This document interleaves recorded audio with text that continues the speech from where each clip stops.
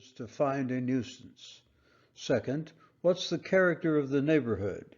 Is the activity that the defendant is engaged in typical of the neighborhood? Is this the sort of thing that many other property owners in this area are similarly engaged in?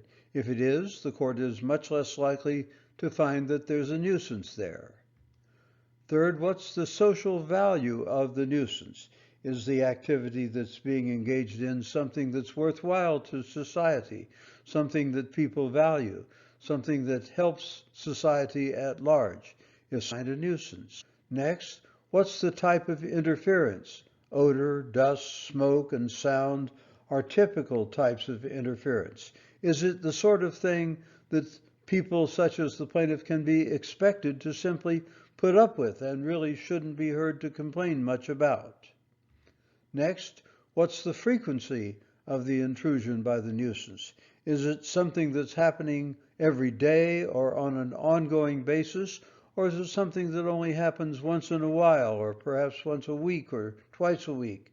If it's not very often, the court is less and less likely to find a nuisance.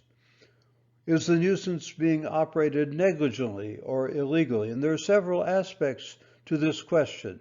For example, are there technological innovations that could be put in place that would minimize or eliminate the nuisance? For example, scrubbers and smokestacks or other technical devices that would reduce or eliminate the effluent that the nuisance is producing. Similarly, we could ask whether the nuisance is operating illegally. For example, is the nuisance violating the local zoning ordinance? Some courts would even go so far as to say if it's illegal under the zoning ordinance, it must be a nuisance almost per se. And on the other hand, if it's legal under the zoning ordinance, how could it possibly be a nuisance? Next, who got there first? If the nuisance was already operating when the plaintiff moved there, so that we could say the plaintiff moved to the nuisance, many courts would go so far as to say that can't possibly be a nuisance to the plaintiff. The plaintiff moved to the nuisance, the plaintiff knew what the plaintiff was getting into, and therefore cannot possibly convince the court that it's a nuisance. On the other hand, if the plaintiff moved there and then the nuisance started up, there's a much higher degree of probability that the court will find a nuisance. Finally, what's the severity of the impact of the nuisance on the plaintiff's enjoyment of life, health, and property? Is this merely a minor inconvenience to the plaintiff, or is it something that is basically ruining the plaintiff's life, destroying the plaintiff's enjoyment? Now, when we look at all of those factors on the previous slide, bear in mind that no one factor is dispositive. The courts will examine potentially all of them.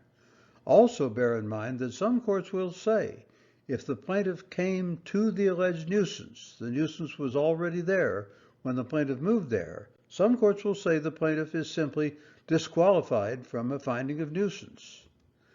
Also, some courts will say that if the alleged nuisance complies with the local zoning ordinance, it's very unlikely that the court will find a nuisance. Courts often say that in nuisance cases they have to balance the equities between the plaintiff and the defendant, particularly if an injunction is being sought. On the plaintiff's side, for example, they have to look at the hardship on the plaintiffs if no injunction is being issued. What's the impact of the nuisance on the plaintiffs? Is it very severe? Are their lives being made miserable by the nuisance? Is the value of their property largely being ruined? On the defendant's side, they have to look at the hardship on the defendants if an injunction is issued. Will their property's value be greatly reduced? Will its usefulness be destroyed or impaired? Now that sounds perfectly plausible, but in reality, it's questionable whether these things can actually be balanced. In a way, they're like apples and oranges. And the reason is that the hardship on the plaintiffs is often personal. It deals with their actual lives. On the other hand, the hardship on the defendants is largely economic in most cases. It can be measured in dollars and cents and really isn't a personal matter at all. And so balancing the hardships is usually quite an illusory process. Now, every nuisance case is unique. There's no such thing as a typical nuisance case. But I'm going to tell you about a couple of famous and important nuisance cases